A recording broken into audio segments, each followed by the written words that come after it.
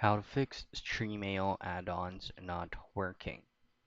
Now, if you're using Stremio directly from your laptop or PC and then downloading the software from a separate site, or you are not downloading the add-ons directly from the software or on the application itself, that might be a problem. So most of the time, add-ons can be located at the left portion of your screen from Stremio app, and then you should be able to download any add-ons that is currently inserted from Stremio itself. So as you can see, you have here official add-ons, community add-ons, and then all the add-ons that you downloaded will be visible under my add-ons.